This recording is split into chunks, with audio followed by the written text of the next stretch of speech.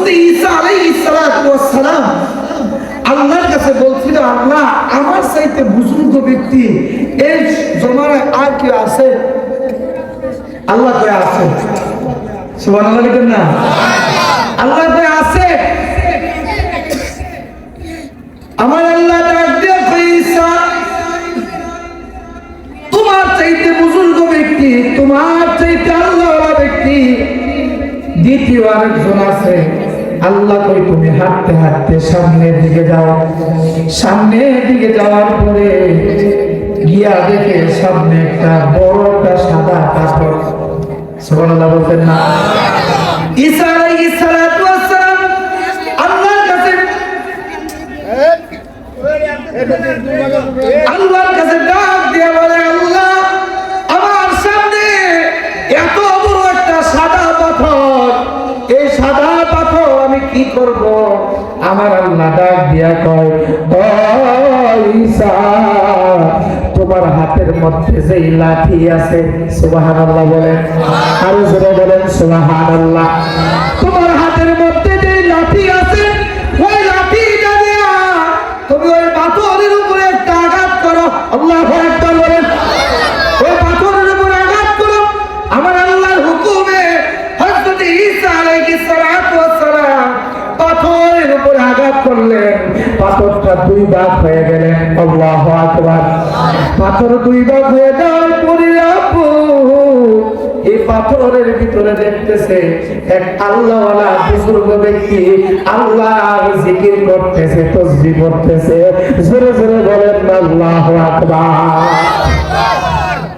বন্ধুরা আমার, বাবার আমার, মুরব্বি আব্বা, আমরা কেমন নবীর উম্মত হইছি, কেমন নবীর উম্মত হইছি, যেই নবীর ব্যাপারে আমার আল্লাহ বলে, কুল, হে বন্ধু আপনি বলে দিন, ইন কুনতুম তুহিব্বুনাল্লাহ, আপনার উম্মতদেরকে আপনি বলে দিন, যদি আমি আল্লাহকে ভালোবাসতে চাই, আমি আল্লাহকে মহব্বত করতে চাই, তারা যেন তাত্তাবিউনি, তারা যেন আপনি নবীকে অনুসরণ অনুকরণ করেন। সুবহানাল্লাহ বলেন।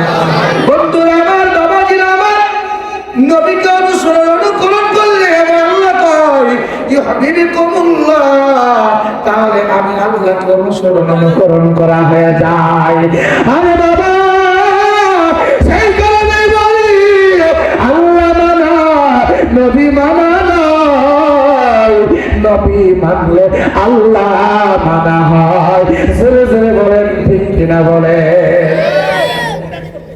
আপনি যদি বলেন আমি আল্লাহরে মানি, আল্লাহরে মানি, আল্লাহরে মানি, আমার নবীরে মানি না, মানি না, মানি না, তাহলে কি আপনি ইমানদার হইলেন? কথা কয় না, হইলেন না? যদি বলেন আমি নবীরে মানি, আল্লাহ কয় আমার বন্ধুরে মানা, আর আমি আল্লাহরে মানা। সুবহানাল্লাহ। আল্লাহ মানা নবী মানা নয়, নবী মানলে আল্লাহ মানা হয়।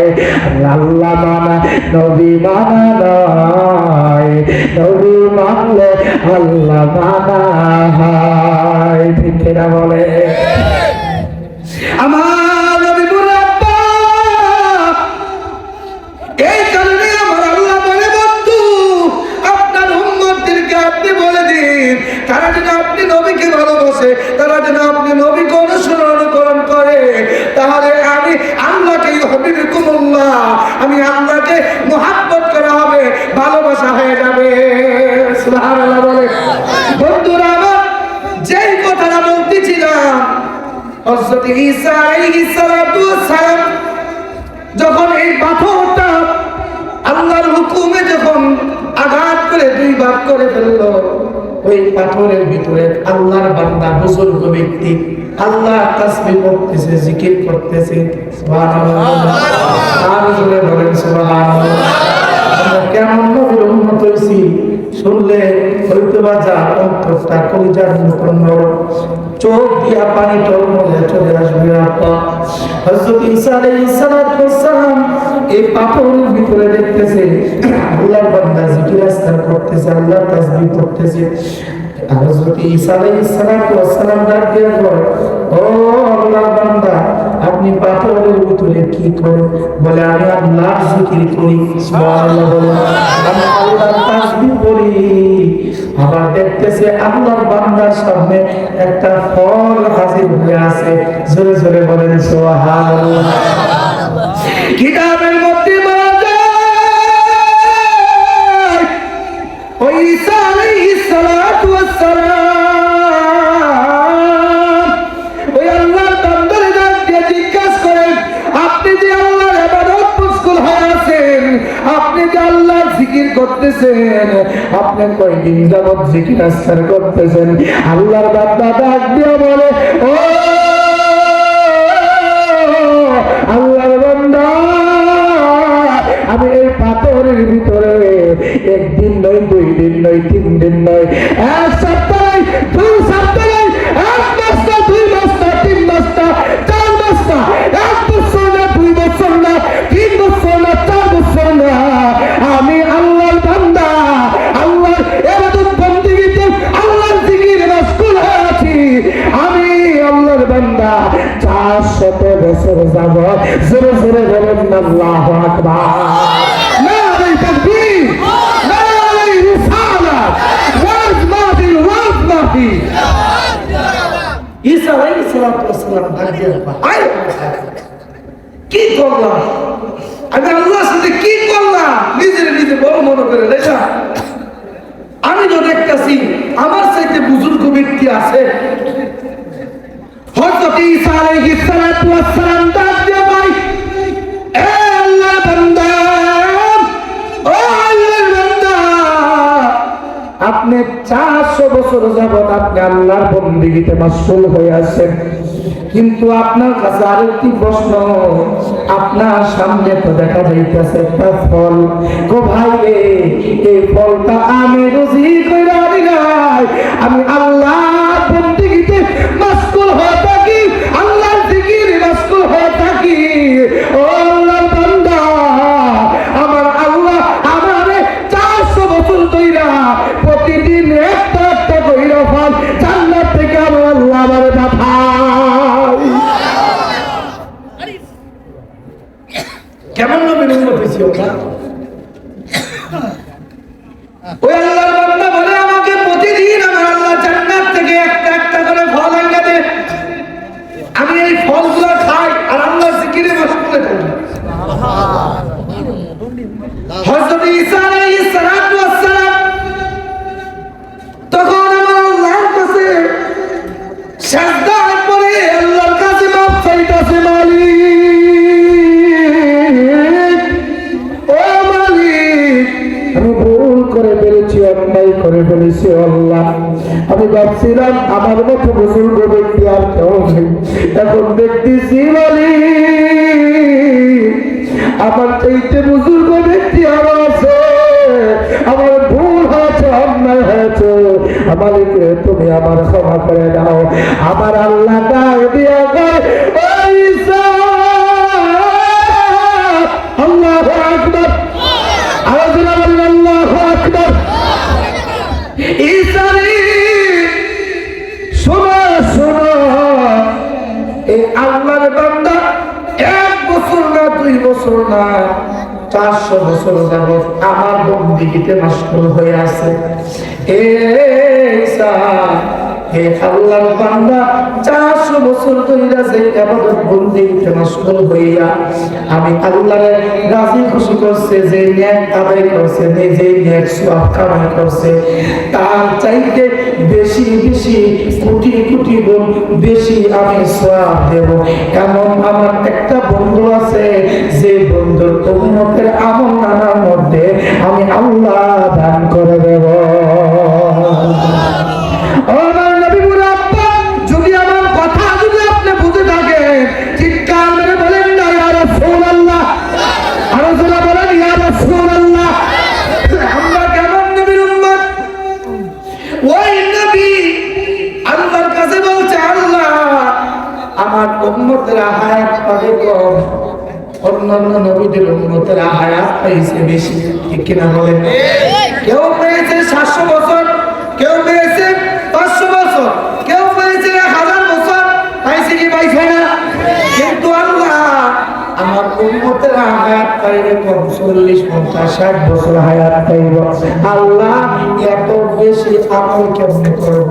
আমার আল্লাহ ডাক দিয়া কয়, বন্ধু আপনার মেরাজ গাই না, আমার বাড়িতে দাওয়াত দেই না। যেমন ভাবে 50 ওয়াক্ত নামাজ দিয়েছিলাম, 50 ওয়াক্ত নামাজ দেওয়ার পরে আমি আল্লাহ যেমন করে ডাবে ডাবে 5 ওয়াক্ত করে করে 45 ওয়াক্ত কমায়া দিয়া আমি আল্লাহ 5 ওয়াক্ত নামাজ দিয়ে দিছি। বন্ধু আপনারা যে জানাই দিছি 5 ওয়াক্ত নামাজ আদায় করলে আপনার উম্মতের আমল নামায় 50 ওয়াক্ত নামাজ দিয়ে আমি নামাজের আমল দিয়ে আমি আল্লাহ ভরপুর করে দেব। বন্ধু আমার আপনাকে আরো আমি আপনাকে খবর দিয়ে দে, আপনার উম্মত এমন ভাগ্যবতী হবে।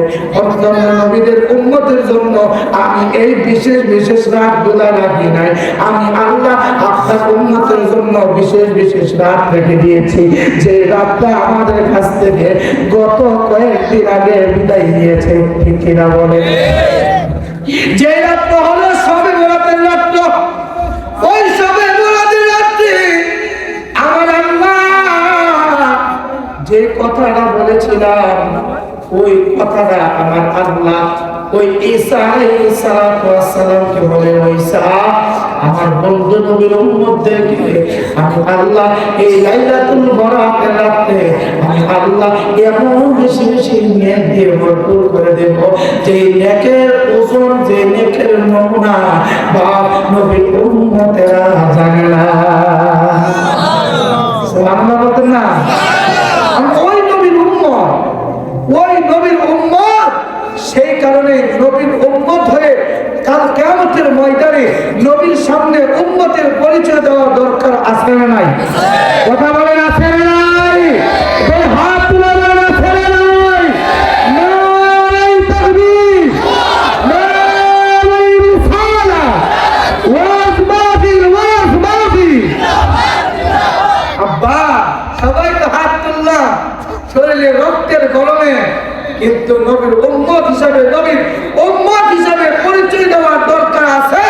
কিন্তু নবীর উম্মত হওয়ার জন্য যে কাজ, নবীর উম্মত তো ডাইরেক্ট হয়ে গেছি, কিন্তু উম্মত হইয়াছে নবীর সামনে যে পরিচয় দেব, ওই পরিচয়ের কাজ কিন্তু আমাদের খাসিয়তের মধ্যে নাই। ঠিক কিনা বলে? কথা বলেন, ঠিক কিনা? এখানের মধ্যে সামনে আসেন, আমরা এখানে যারা বসে আছি 100-র মধ্যে 80% মানুষ আছি 5 ওয়াক্ত নামাজও করি না। আমার ওয়াজটা বন্ধ করে দিলেন আর কি, আপনি বলবেন আমি ওয়াজ আপনি সভাপতি। ইয়া রাসূলুল্লাহ ইয়া হাবিব ইয়া রাসূলুল্লাহ আমার মতের নিদান কালে থাকিবে নবী গো আমার শিয়রে, দেখিব আপনাকে আপন নয়নে। ইয়া রাসূলুল্লাহ ইয়া রাসূলুল্লাহ ইয়া হাবিব, মন করনা কি রসিয়া সওয়াল করবে বসইয়া, মন করনা কি রসিয়া সওয়াল করবে বসইয়া, কথা দিলে সওয়াল জবাব আর শুরু হবে কবরের আযাব, শুরু হবে কবরের আযাব। ঠিক কিনা বলে? বন্ধুরা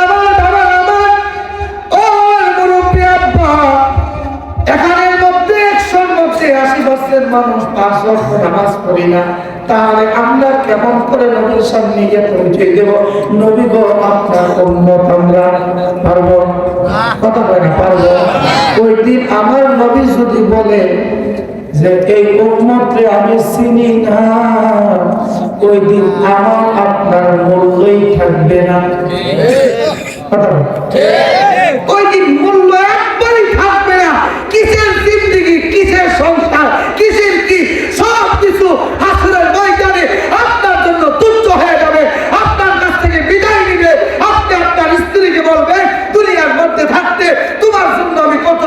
করছি, একটু নেট দাও না, আমি জান্নাতে যাই। তো আমার তো বিয়ে হয়েছে না, আমি তোমার নেট দেব না।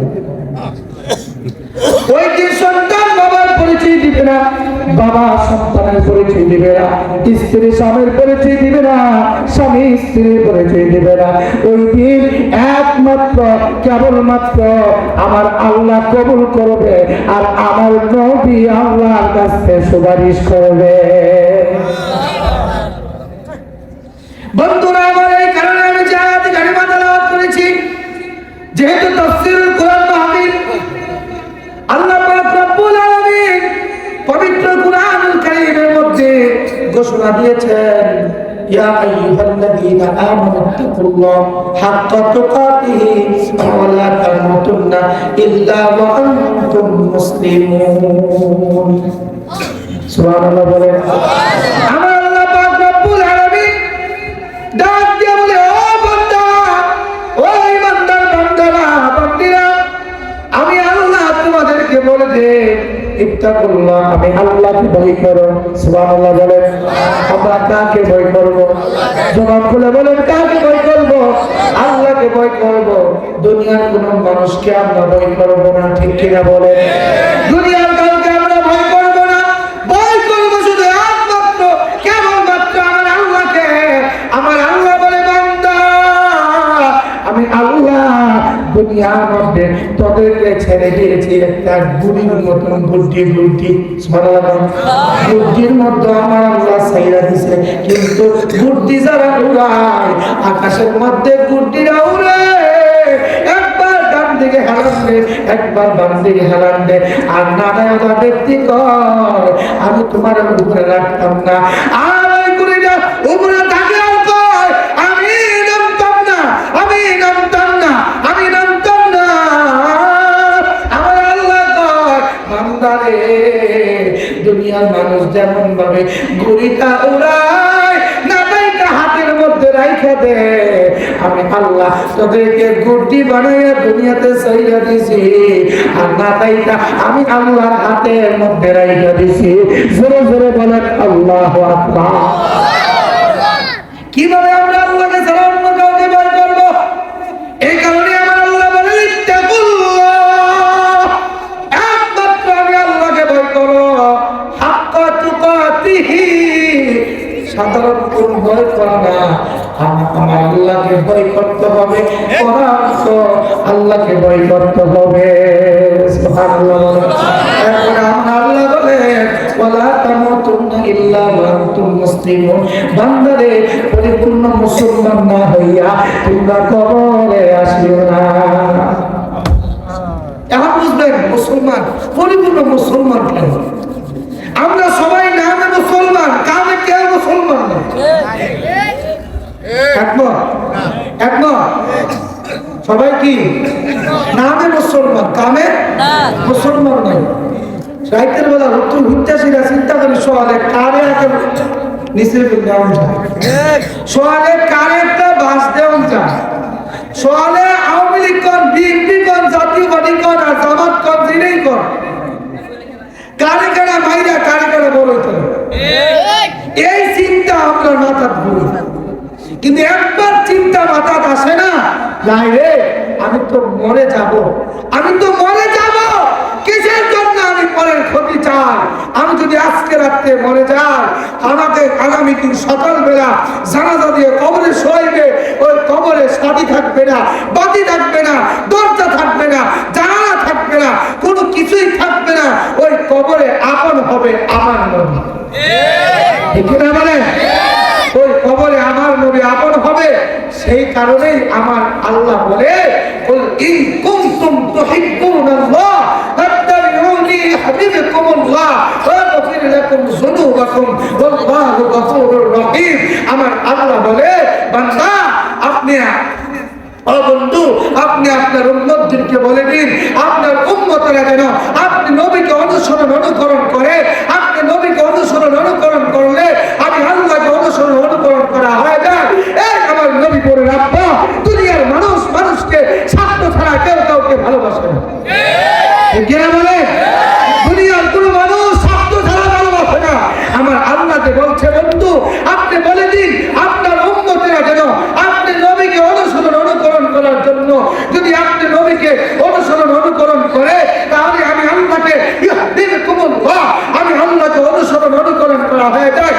আল্লাহকে একবার জিজ্ঞাসা করা দরকার আছে না নাই? কথা বলেন আছে না নাই? আমার আল্লাহ ডাক দিয়ে জিজ্ঞাসা করি, আল্লাহ দুনিয়ার মানুষ মানুষকে মানুষ একজন আর একজনকে শব্দ ছাড়া ভালোবাসে না। আল্লাহ আপনাকে ভালোবাসতে চাইলে যদি আপনার বন্ধুরে অনুসরণ অনুকরণ করা হয়, আর অনুসরণ অনুকরণ করলে যদি আপনি আল্লাহকে অনুসরণ অনুকরণ করা হয়ে যায়, তাহলে আপনার কাছে আমাদের প্রশ্ন, আপনি বলেন না আপনাকে মোহাম্মদ ভালোবাসতে আপনি আপনারা কি করবেন? আপনি আপনারা কি করবেন? আমার আল্লাহ ডাক দিয়া কয়, ওয়াগফিরলাকুম যুনুবাকুম। আল্লাহু আকবার বলেন। আল্লাহু গফুরুর রহিম। ও বান্দারা, আমি আল্লাহ তোমাদের জীবনের গুনাহগুলো ক্ষমা করে দেব। পছন্দ করি। আরো জোরে বলেন, ও আমার নবী বললাম, যেই নবীকে ভালোবাসলে, যেই নবীকে মহাব্বত করলে আমার আল্লাহ আপনার জীবনের গুনাহগুলো ক্ষমা করে দেয়। আমার ওই নবী কি মায়ের বদলি মায়ের দিছেনি? কথা কয় না দিছে? আমার নবী মায়ের বদলি মায়ের দেয় নাই, মায়ের বদলি ফিরায় মায়ের প্রতিশোধ নেয় নাই। আমার নবীর যদি কেউ আঘাত করছে, আমার নবী তার হাতটা ধরে কইছে, বাইরে তুই আমার মারছ, তোর হাতটা ব্যথা পাইছ। আমার যে মারছ, আমার যে আঘাত করছো, তোমার হাতটা মধ্যে ব্যথা পাইছ। সুবহানাল্লাহ বলেন না? আমরা কেমন হবে, কেমন উম্মত? আমরা যদি মাইনা তায় বিকাল বেলা দেশের আগে যদি প্রতিশোধ না নেয়, একটু ঘুমুর দেয় তো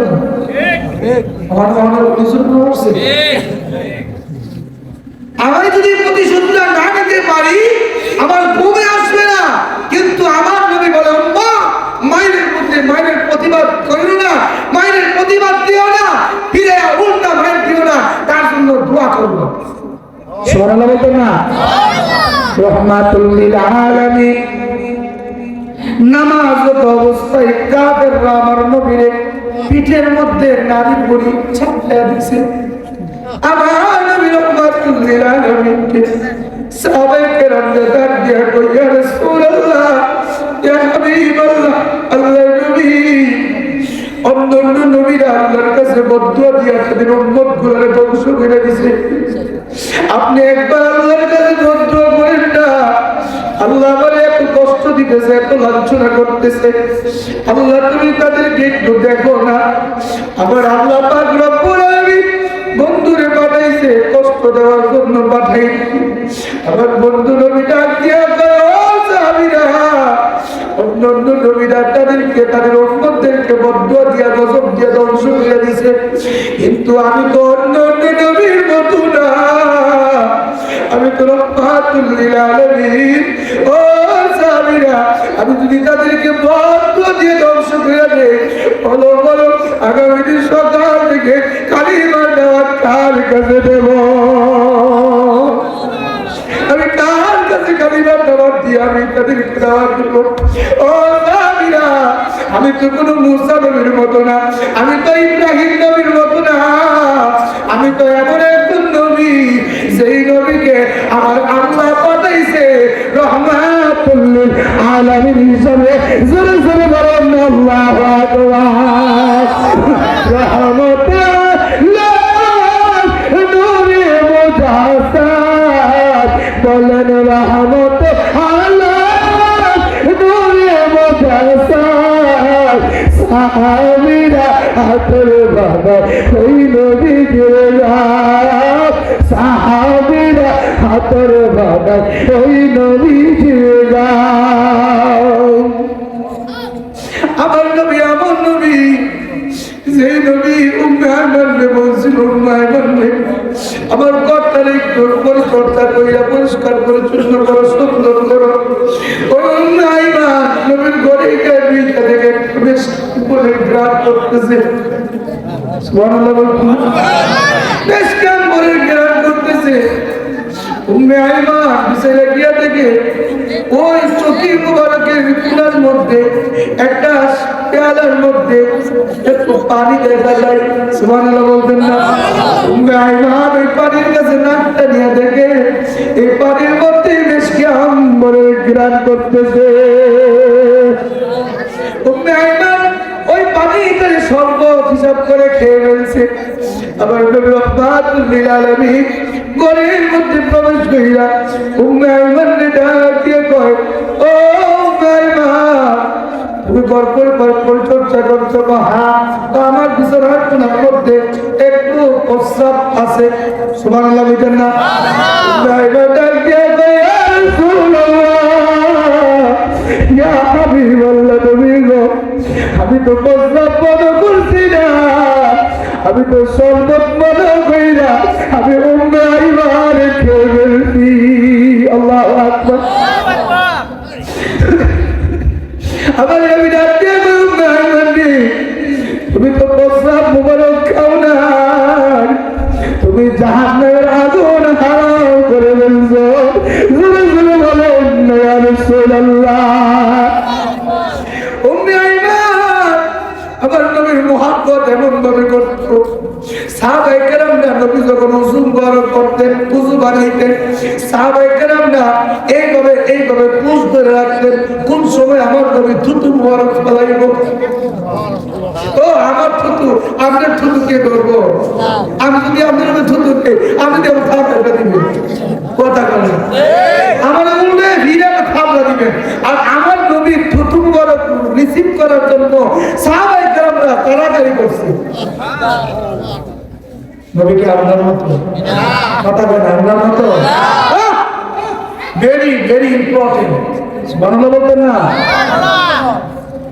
রহমাতুল লিল আলামিনের থুতু মুবারক লইয়া সাহাবায়ে কেরামরা মুখে মারতো, শরীরে মারতো, এভাবে মারতো, রাস্তা দিয়ে হাঁটতো, মেসকে আম্বরের চাইতে আরো বেশি গেলাম। আর জোরে বলে, ওই রহমাতুল লিল আলামিন একদিন মা ফাতেমার ঘরে দৌড়ে গেল, গিয়া বলতেছে, ও ফাতেমা, আমার আদরের নাতি ইমাম হাসান কোথায়, হুসাইন কোথায়? সুবহানাল্লাহ বলেন। আমার আদরের নাতি ইমাম হাসান কোথায়, হুসাইন কোথায়? ডাকতে কই, ইয়া রাসূলুল্লাহ, ইয়া হাবিবাল্লাহ, নবী গো, আপনার আদরের নাতি ইমাম হাসান, ইমাম হুসাইন একদিন না, 2 দিন না, 7 দিন যাবত না খাইয়া তাদের পেটটা পিঠের মধ্যে লাগিয়ে গেছে। আমার নবী পুরে বাবারা, আমার নবীর মায়ের মধ্যে মায়ের দেয় নাই, আমার নবী মায়ের মধ্যে মায়ের প্রতিশোধ নেয় নাই। আমার নবী রহমাতুল লিল আলামিন ডাক দিয়ে কয়, ফাতেমা রে, আমার আদরের নাতি ইমাম হাসান হুসাইনকে ডাক দাও।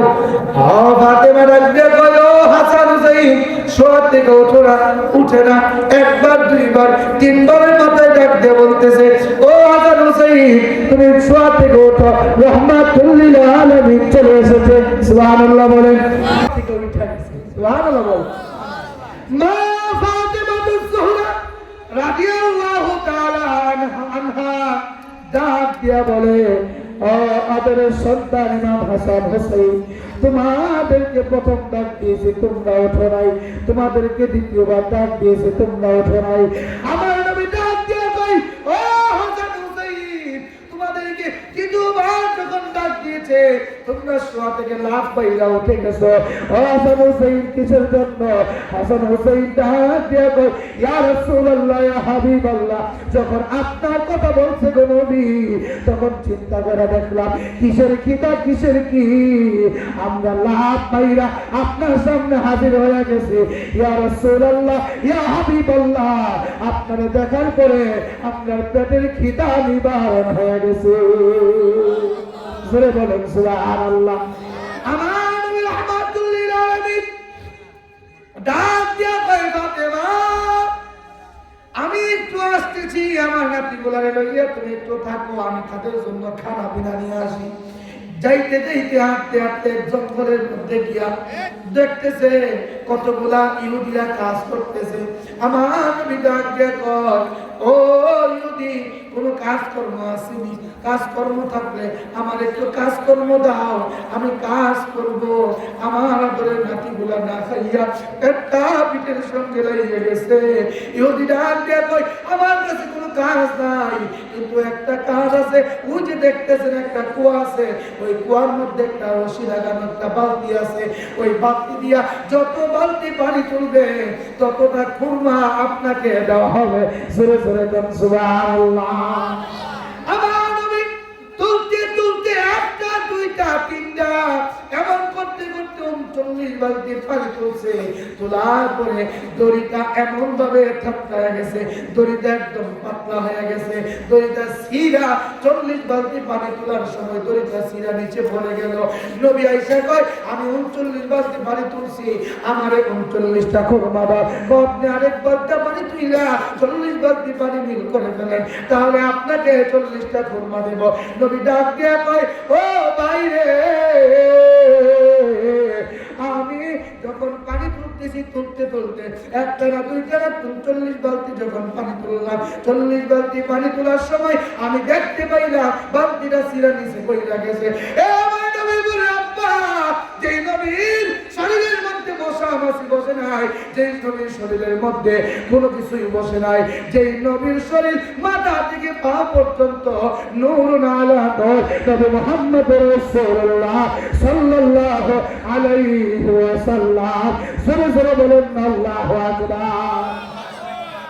ওই নবী রাহমাতুল লিল আলামিনকে ইহুদি এমন জোরে একটা আঘাত করলো, আমার নবী রাহমাতুল লিল আলামিন আঘাত খাওয়ার পরেও ডাক দিয়ে কয়, আমি 39 বালতি পানি তুলছি, আমার প্রাপ্য 39 বালতি, আমাকে 39টা খুরমা আমারে বুঝায়া দাও। সুবহানাল্লাহ বলেন। এই নবী বলে, আব্বা, আমার নবী বলছে দুনিয়ার মধ্যে বাইচা থাকবা, ভিক্ষা কইরো না, কর্ম কইরা খাও। সুবহানাল্লাহ বলেন। ভিক্ষা কইরো না, কর্ম কইরা খাও। আমার নবী রাহমাতুল লিল আলামিন তখন ওই ইহুদিরে ডাক দিয়া কয়, আমার 39টা বালতি আমারে তোলা হয়েছে, 39 বালতি খুরমা, 39টা খুরমা আমারে দিয়া দাও। আমার নবী এই কথা বলার পরে আমার নবীর শরীরের মধ্যে যে আঘাত করছে, আমার নবী রাহমাতুল লিল আলামিনের এই কষ্ট আমার আল্লাহ সহ্য করতে পারে নাই। আমার আল্লাহ জিবরাইলকে ডাক দিয়ে বলে, জিবরাইল, ও জিবরাইল, যাও যাও আমার বন্ধুরে হাবিবিরে বলে দাও, আমার বন্ধুর শাহাদাত আঙ্গুলটা দিয়া কুয়ার সামনে গিয়ে হাজির হইয়া ইশারা দেওয়ার জন্য জিবরাইল নবীর কাছে আয়েশা বলল, ইয়া রাসূলুল্লাহ, আল্লাহ বলছে আপনার হাতের শাহাদাত আঙ্গুলটা দিয়া ইশারা দেওয়ার জন্য। এই শাহাদাত আঙ্গুলটা কুয়ার সামনে গিয়ে ইশারা দিছে, শুধু বালতি উঠে নাই, সাথে সাথে নিচ থেকে পানি সহ উপরে চলে আসছে। জোরে জোরে বলেন সুবহানাল্লাহ। এই 39 বালতি মিল কইরা রাহমাতুল লিল আলামিন 40টা খুরমা লইয়া যাইতাছে মা ফাতেমার ঘরে। তখন আমার নবী চিন্তা করছে, এখন যদি যায় আর আমার এই আঘাতের চিহ্ন যদি মা ফাতেমা দেখে, মা ফাতেমা যদি আল্লাহর কাছে বলে, আল্লাহ তোমার বন্ধুকে এই কষ্ট দিয়ে দুনিয়া পড়াইছো, আল্লাহ তখন সহ্য করতে পারবে না। তখন আমার নবী রাহমাতুল লিল আলামিন তার শরীরে একটা চাদর মুবারক ছিল, ওই চাদর মুবারক দিয়া শরীর থেকে চেহারাটারে ঢাইকা মা ফাতেমার ঘরে ঢুকলো। আর এই দিক দিয়া ওই ইহুদি চিন্তা করতেছে, হাই আমি কারে মারলাম, দুনিয়ার মধ্যে কত মানুষকে মারছি, এই হাতের মধ্যে কোনো যন্ত্রণা আসে নাই, আমি কারে মারলাম, হাতের মধ্যে অশান্তি চলে আসছে, হাতের মধ্যে কষ্ট চলে আসছে, আমি কারে মারলাম, এই হাতের মধ্যে কষ্ট লাগতেছে। শেষ পর্যন্ত ইহুদি বলে, আমি হাত আর হাত রাখবো না, হাতটা কাইটা শেষ করে ফেলবো। এই ইহুদি এই হাত কাইটা আলাদা করে ফেলছে আর বলতেছে, আমার মাঝে বলছিল খুব এমন একটা মানুষের হাতের মধ্যে হাত কাইটা কালিমা করে মুসলমান হয়েছি, যে মানুষটারে মারলে ফিরে মাইক দেয় না, যে মানুষটারে মারলে ফিরে মাইক দেয় না। আরে আমার মনে ওই মানুষটারে মনে আমি মারছি, ওই মানুষটারে মনে হয় আমি মারছি। হাজির আমি সংক্ষেপে বলি, শেষ পর্যন্ত ওই ইহুদি এই কাটা হাত লইয়া মা নবীর দরবারে মা ফাতেমার ঘরের সামনে গিয়ে হাজির হইল। মা ফাতেমারে আমার নবী কর, ফাতেমা দেখো তো দরজার মধ্যে কি আসছে। দরজার মধ্যে গিয়ে টুকা দিছে। মা ফাতেমা ডাক দিয়া কই, দেখো তো কে আসছে। মা ফাতেমা দরজা খুলে দেখে, কি আশ্চর্য ঘটনা। ডাক দিয়ে কই, ইয়া রাসূলুল্লাহ, আমার জিন্দেগিতে আমি দেখি না এরকম ঘটনা, কিন্তু আপনি একটু যান, গিয়া দেখতেছে ইহুদি হাত কাইটা আলাদা কইরা নবীর দরবার হাজির হইছে।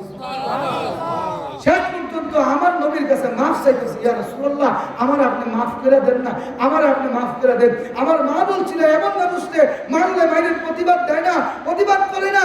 আমার মনে হয় আপনি সে রহমাতুল লিল আলামিন, আমারে মাফ করে দেন। আমার নবী বলেন, উদউ ইলা সাবিল রাব্বিকা বিল হিকমাতি ওয়া মাউইযাতিল হাসানা। মানুষকে শাসন করে ইসলামের পথে আনানো যায় না, মানুষকে আঘাত করে কালিমার দাওয়াত দেওয়া যায় না, হিকমতের মাধ্যমে কালিমার দাওয়াত দেওয়া লাগে। আমার নবী ডাক দিয়ে কয়, ওই ইহুদি, তোমার আমি মাফ করতে পারি একটা শর্তে। বলে, আপনি যত শর্ত দেন সব শর্ত মানি, তারপরে আমারে আজকে মাফ করতে হবে।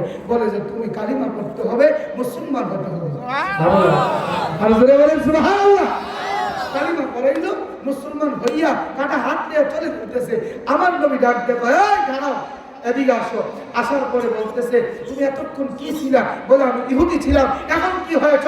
মুসলমান হয়েছি। এখন মুসলমান হইয়া কাটা হাত নিয়ে যদি মুস্তাফার দরবার থেকে তুমি যদি চলে যাও, মুস্তাফার শানের মধ্যে আঘাত চলে আসবে। আল্লাহু আকবার। তোমার কাটা হাতটা আমার কাছে দাও, কাটা হাতটা আমার কাছে দাও। আমার নবীর থুতু মুবারক লাগায়া দিয়া এই কাটা হাতটারে ব্যান্ডেজ করে দিছে। ডাক দিয়া কই, তোমার হাতটা কেমন লাগে? বলে যে আমার হাতটা আগের চাইতে আরো বেশি বেশি ভালো লাগতেছে। আবু বকরের সাপে কাইটা ধ্বংস করিল, আগুনে থুতু লাগা তালা হয়ে গেল। ঠিক কি না বলেন? আবু বকরের থুতু সাপে কাইটা ধ্বংস করিল, আগুনে থুতু লাগা তালা হয়ে গেল। আর সেই যুগে কি ওই পাইটা সেদিন ছিল।